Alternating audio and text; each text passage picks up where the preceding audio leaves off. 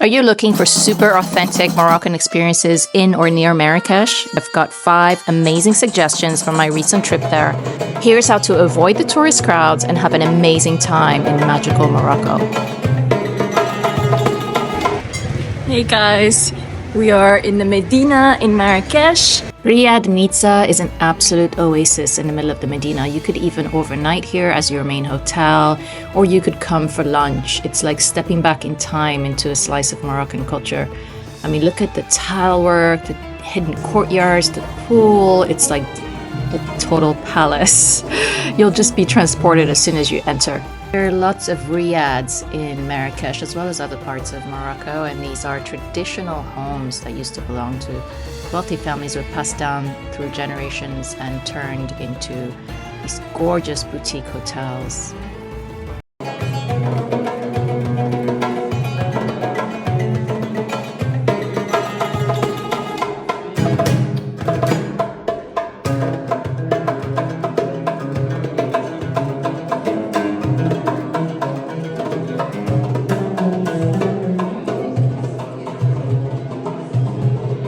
The rooftop of Riad Kniza has loungy areas and it is perfect for sunset.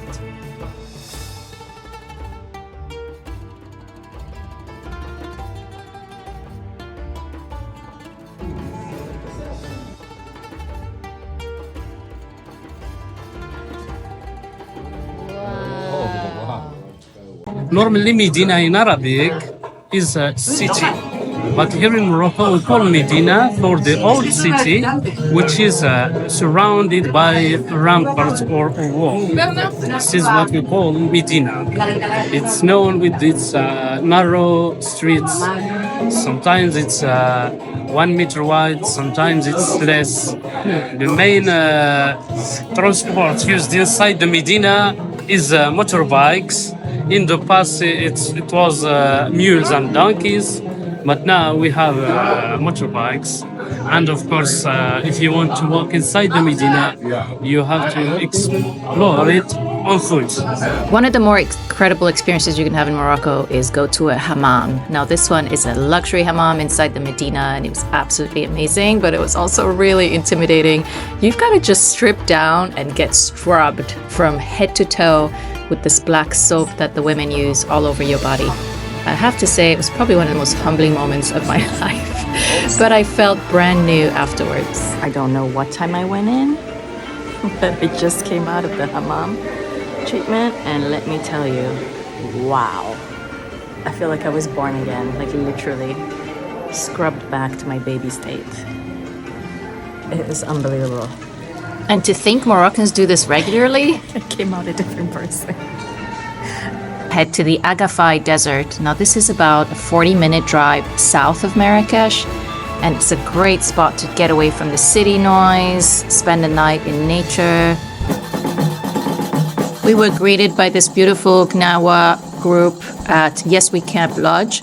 The Gnaoua music traces back to the West African communities that were brought to Morocco through the trans-Saharan slave trade, and over time they created this music that is actually an intangible cultural heritage of humanity.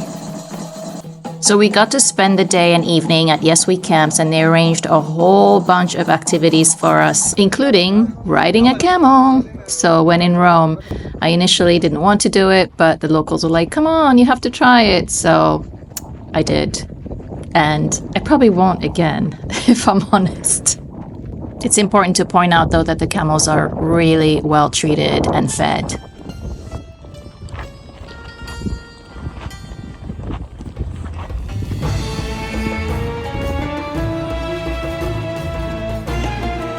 After about a 15-minute camel ride, we end up at this rest area.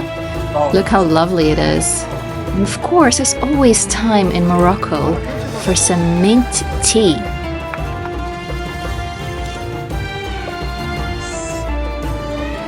And after that little break, we went on a boogie ride. Now, I didn't mind this at all because it's in the desert. There are no communities that we're disturbing at all, and it's just a wide open space. And it was sunset, so we really had a great time. It was a beautiful view.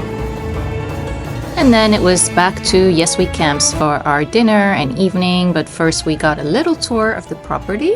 Look at all those beautiful rugs. Oh my goodness. And look at the sky. This is just a perfect place to hang out. I would have even loved to spend the night in one of these. Look at this. So cozy. The best part is that this lodge is owned by two Moroccan brothers.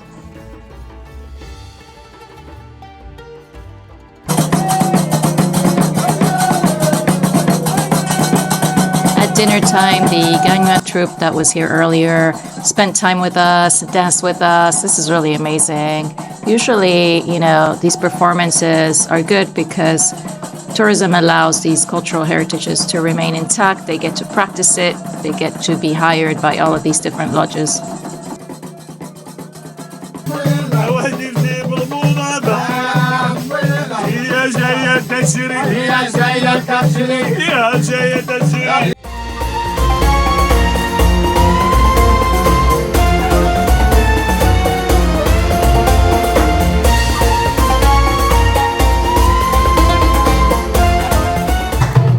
Now, ladies, if you're watching this, let me tell you, there is a reason why Argan oil products from Morocco are expensive, and I learned my lesson this day when we visited this women's cooperative. Argan tree, it's a white tree, which means we don't need to plant it.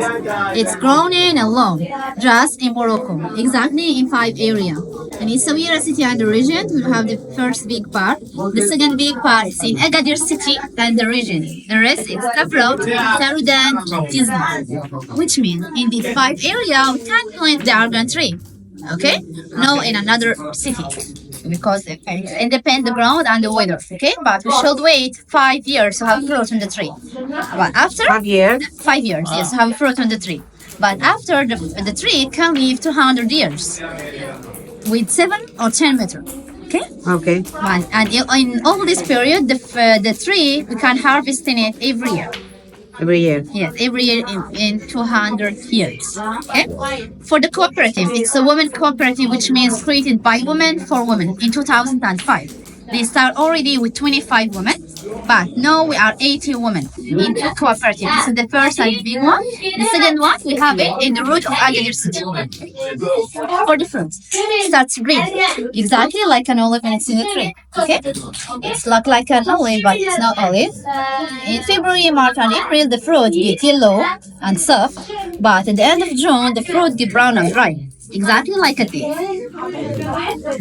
When the fruit get like this, following the ground, then we can start the harvest. We pick up the fruit from the ground in 2 months, July and August. After 2 months of the harvest, we do the first thing. Exactly, yes, like that. So I want me to break it? No. We break the nut. Oh, just the shell. Okay, just the shell. It's nice. Peeling off. It was incredible to watch the whole process and see just how much time these women spend seated working on processing the nuts and turning it into argan oil to export abroad. What I love about this is that all of the money is split among the women, so they're essentially their own bosses. Last but not least, make sure you spend time in Essaouira. This port city was a key part of the trans-Saharan and Atlantic trade routes dating back centuries. And you can feel how relaxed it is here. Moroccans also love it for a weekend getaway. The architecture is fascinating. You'll see Portuguese fortifications, French urban planning, traditional Berber designs. The shopping is also incredible. All of this history means that Essaouira is actually a UNESCO World Heritage Site, and it's known to be a vibrant center for art, music, and history. What really surprised me as well is that there was a Jewish quarter of Essaouira. It was once a very bustling, large Jewish community here, and it remains a pilgrimage site for many former residents and descendants of Moroccan Jews. One of the main sites, of course, is the waterfront and the historic port. Lots of people come here to take in the breeze, watch the sunset, and enjoy this ancient architecture. The port has been active since the 18th century when Sultan Sidi Mohammed bin Abdallah founded the city as a key trade hub. Today it's still buzzing with local fishermen, bringing fresh catches, and it's also been the scene of many movies, including the famous series Game of Thrones, if you recognize that structure there. I can't think of a better daytime getaway. I would even stay here for a few days if I could on my next trip to Morocco.